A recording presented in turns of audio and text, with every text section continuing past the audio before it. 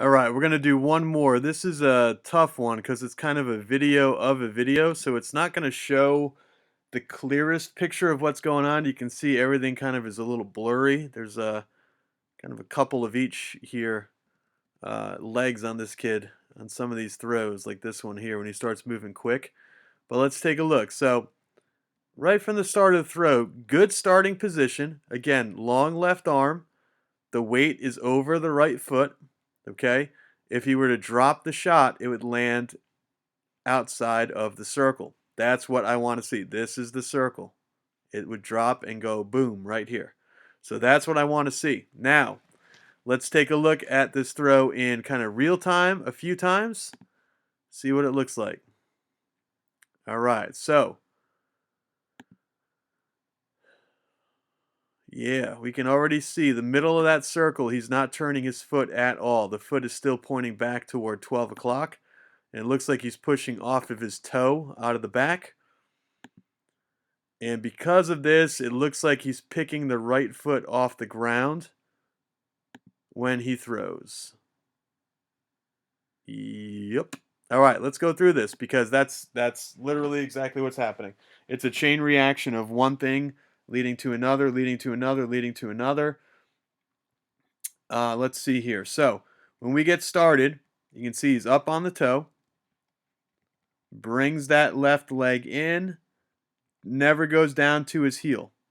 So when he starts to unseat and let those hips kind of drop into the circle, we're going to do two things. Number one, get the chest closer to the knee.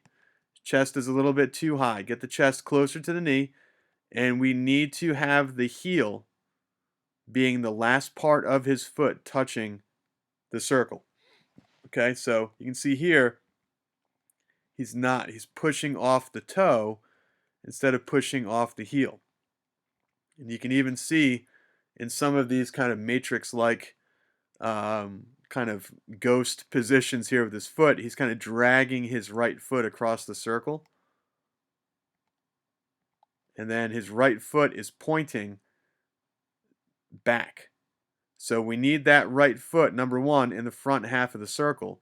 Number two, I need to have the right knee and the right toe pointed over here at 9 o'clock. Okay, so if you can imagine that being there, here's his hip, the knee would be here, and the toe would be here. Okay, so the toe, the knee, and the hip all stacked on top of each other. So toe, knee, hip, all stacked on top of each other underneath his body. Right now, you've got his center of mass is here. It's on top of the knee. We need it on the other side of the knee. Now, he's in a good position with his upper body. He's got his upper body back. He's got his head back.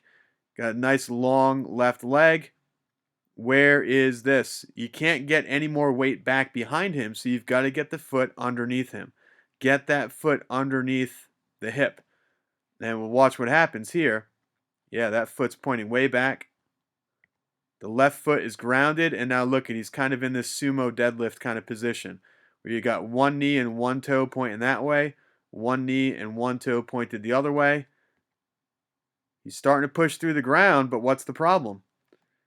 You can't turn the knee from 12 to 6. He knows that that knee and that the toe and that the hip have to be pointing down 6 o'clock, right down the middle of that sector. But he now has to go 180 degrees of rotation to get from pointing to 12 to point that foot at 6. So much easier if he just goes from pointing at 9 to pointing at 6 instead of pointing at 12 to pointing at 6. It's half the distance. Shorten the racetrack. Okay? Don't make it harder on these kids. Don't make them go twice the distance with their foot. Just shorten up the distance by pointing the foot at 9 o'clock. Because watch what happens. He goes to push, and his right foot comes off the ground. So from this point forward, he is no longer connected to the ground, and he's not able to produce any additional force into the throw. So now, if he gets this armpit over the toe board, it's all because he's shifted weight, not because he's actively pushing through the ground. There's the midpoint of the circle right here, that little white kind of rectangle right there. That's the middle of the circle. Look where his toe is. Get that toe underneath him. He'll be able to keep it on the ground and push longer. Now he drags the foot, brings the foot up, jumps off the ground at this point, which I really don't want to see. But now this foot's off the ground too. And he's kind of mushing to his left. See that, how he's kind of falling to the left? Here's the reason why he's falling to the left. He's got nothing to push with. What's the only thing at this point? Let me see. Right foot's off the ground. Left foot's off the ground. Left elbow's already down and in. Okay? So what's the only thing he has left to actually produce any force with? Is going to be his stomach, his obliques, his hips, his core, his midsection. So what's he going to do to put a little bit more force into this throw? He's going to try to crunch down and bend over and use his abdominals to throw this thing. He's going to try to dump that weight to the left, crunch his body to the left to try to get a little bit more force into the right.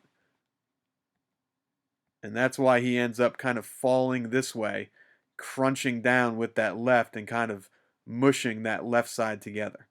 So what do we need to do? Let's back it up.